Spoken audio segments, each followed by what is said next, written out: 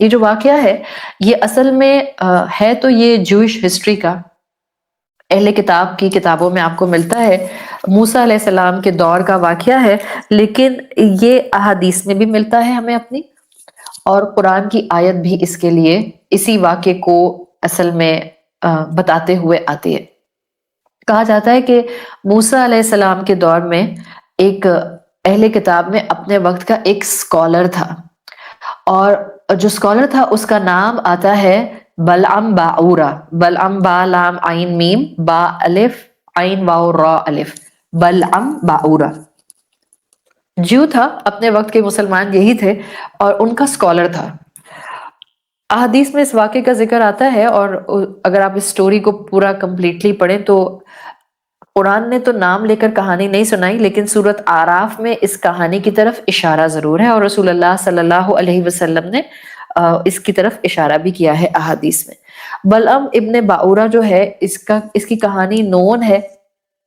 آپ کو آج بھی اہل کتاب کی کتابوں میں ملتی ہے۔ موسیٰ علیہ السلام کے ٹائم میں تو تھا، لیکن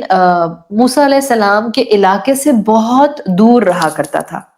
اور ظاہر اسکالر تھا تو اس کے شاگرد تھے، اس کے فالوورز تھے، اور اپنی کیپیسٹی میں بہت نیک انسان تھا۔ یہ جو بلعم باعورہ تھا بڑا نیک انسان تھا، بہت اچھا اسکالر تھا۔ یہ واقعہ ہم سب کے لیے، اور سب سے پہلے میرے لیے سب سے زیادہ اہم ہے، اس لیے غور سے سنیے گا۔ اب موسیٰ علیہ السلام نے جب اپنے علاقے میں مصر میں اس اپنی پوری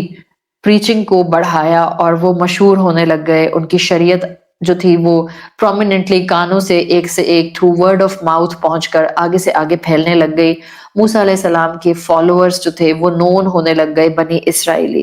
اب یہ آوازیں اس علاقے تک بھی پہنچی جہاں پر بلعم باعورہ موجود تھے،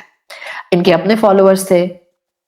بنی اسرائیل جو تھے اس میں ہمیشہ سے آپ کو یہ چیز ملتی ہے کہ ایک دو بڑے گروپس ایسے رہتے تھے جن میں انبیاء اور رسولوں کے خلاف گرجز ہوا کرتے تھے۔ تو یہ جو بنی اسرائیلی اس کے فالوورز تھے، ان کو بھی فکر ہوئی کہ اگر موسیٰ علیہ السلام اس علاقے میں آ گئے، ہمارے علاقے میں آ گئے، انہوں نے اللہ کا رسول ہوتے ہوئے علاقہ انویٹ کر لیا، تو ہمیں تو ان کا فالوور بننا پڑے گا، اور پھر جو بھی شریعت وہ دیں گے ہمیں وہ فالو کرنی پڑے گی۔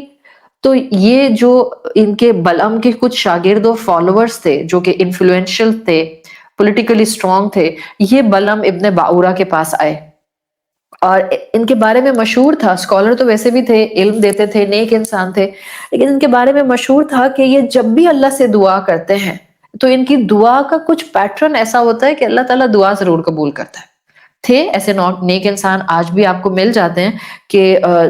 جو دعا مانگتے ہیں اللہ قبول کرتا ہے، ہوتے ہیں ایسے نیک انسان۔ ان کے بارے میں بھی بلعم باعورہ کے بارے میں مشہور تھا کہ یہ جو دعا مانگتے ہیں وہ قبول ہوتی ہے۔ تو اب یہ جو ان کے فالوورز تھے، یہ جو انفلوئنشل کلاس تھی، یہ جو بنی اسرائیلی کے وہ کنسرنڈ لوگ تھے جن کو لگا کہ اب تو موسیٰ کی شریعت کو کہیں ماننا پڑے گا اور ہماری منوپلی ختم ہو جائے گی، تو یہ بلعم باعورہ کے پاس آئے اور ان سے کہا کہ دیکھیں آپ تو بہت نیک ہیں اور آپ کا علم بھی اتنا زیادہ ہے، آپ جو دعا مانگتے ہیں اللہ قبول کرتا ہے، آپ ایک کام کریں، آپ موسیٰ کے خلاف ان کے اگینسٹ دعا کریں، کہ یہ دعا کریں کہ وہ کبھی بھی موسیٰ جو ہیں وہ ہمارے علاقے میں نہ آئے اور ان کی پریچنگ اور نہ پھیلے، تاکہ وہ ہمارے علاقے کو انویٹ کر کے ہم پر اپنی شریعت امپوز نہ کر دیں۔ جب فرسٹ ٹائم بلعم باعورہ نے سنا تو وہ بہت حیران ہوا کہ بھائی ایسے کیسے ہو سکتا ہے، ہم سب جانتے ہیں کہ وہ پروفٹ ہیں، اللہ کے رسول ہیں، ہم سب جانتے ہیں کہ جو شریعت ان کے پاس ہے وہ اللہ کی طرف سے بھیجی گئی ہے، میں ان کے اگینسٹ دعا کیسے کر سکتا ہوں؟ میں خود اللہ کو ماننے والا ہوں، ظاہر ہے وحدانیت پر، مونوتھیسٹک ریلیجن پر بیسڈ ہے پوری اہل کتاب کی فلسفی جیوز کی۔ اب بنی اسرائیلی ہمیشہ سے یہ جو گروپ انفلوئنشل کلاس کا ہوتا ہے نا، یہ ہمیشہ لالچ دیتے ہیں دنیا کی، تو انہوں نے اپنے اس اسکالر کو بھی دنیا کی لالچ دینا شروع کی، اور ان سے کہا کہ دیکھیں آپ دعا کریں، ہم آپ کو دنیا میں یہ بھی دیں گے، یہ بھی دیں گے، یہ بھی دیں گے، یہ بھی دیں گے۔ بلعم باعورہ انکار کرتے رہے، ایک دفعہ انکار کیا، دوسری دفعہ انکار کیا، تیسری چوتھی سٹنگ میں پھر دوبارہ یہ پریشرائز کرنے بلعم باعورہ کو آ گئے، یہاں تک کہ اسکالر تھے، نیک انسان تھے، بہترین عبادت کرنے والے اپنی وقت کے تھے، ایونچولی بنی اسرائیلیوں کی باتوں میں آ گئے and they persuaded him، یعنی اسکالر نے بلم باورا نے دنیا کی لگژری کے اگینسٹ موسیٰ علیہ السلام کے خلاف دعا کرنے کی حامی بھر دی، اور پھر جو ان کا دعا کرنے کا پیٹرن تھا وہی اڈاپٹ کرتے ہوئے وہ دور ایک پہاڑ پر چلے گئے جو ان کی روٹین تھی، اور ہاتھ اٹھا کر انہوں نے اللہ سے دعا مانگنا شروع کی۔ سوچیں، یہ خود اسکالر تھے اور جانتے تھے کہ اللہ کے نبی ہیں، موسیٰ اللہ کے رسول ہیں، جانتے تھے کہ سچے ہیں، لیکن دنیا کی لالچ نے ان سے یہ کام کروایا۔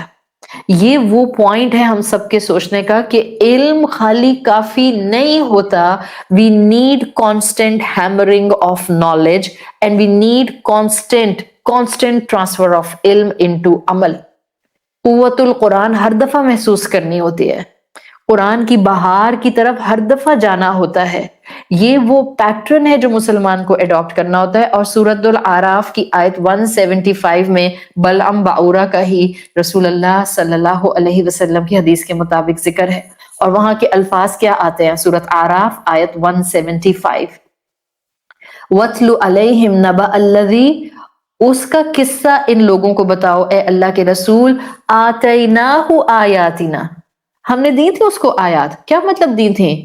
بلم باورا جو تھے وہ رسول نہیں تھے، علم دیا تھا، آیات کا علم دیا تھا، انڈرسٹینڈنگ دی تھی جیسی مجھے اور آپ کو ملی انڈرسٹینڈنگ۔ نبأ الذی آتینہ آیاتنا فانسلخ منہا،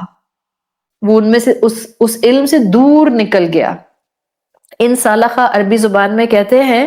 literally skinning something۔ آپ جانور کی سکن اتارتے ہیں جب قربانی ہوتی ہے، اور آپ بکرے کی سکن اتار کر ایک طرف اس کی رکھ دیتے ہیں تو وہ بالکل سکن الگ ہو جاتی ہے نا۔ اللہ نے جو لفظ استعمال کیا، اتنا علم تھا، فَانْسَلَخَ مِنْهَا، لیکن اس علم میں سے ایسے علیحدہ ہو گیا جیسے وہ علم کبھی اس کا حصہ نہیں تھا۔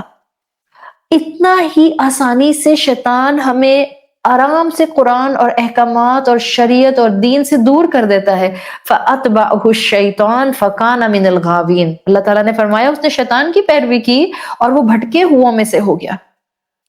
یہ وہ قصہ ہے جس کو اللہ کے رسول کے تھرو امت کو اور موسیٰ علیہ السلام کے وقت میں سکھایا گیا۔ وہ جو خود اسکالر تھا اس نے موسیٰ علیہ السلام کے خلاف دعا کی، اور واقعات میں آتا ہے جو دعا اس نے موسیٰ علیہ السلام کے خلاف کی وہ اس پر الٹی آ گئی۔ یعنی کہ اس نے موسیٰ علیہ السلام کے لیے دعا کی تھی، ان کے فالوورز کے خلاف دعا کی تھی، اللہ تعالیٰ نے وہ ساری دعائیں الٹی اس پر کر دی، اور جو دعائیں اس نے اپنے لیے کی تھی اللہ نے وہ ساری دعائیں موسیٰ علیہ السلام اور ان کی امت کے حق میں قبول فرما لی۔ اللہ made these du'as for Musa and his nation۔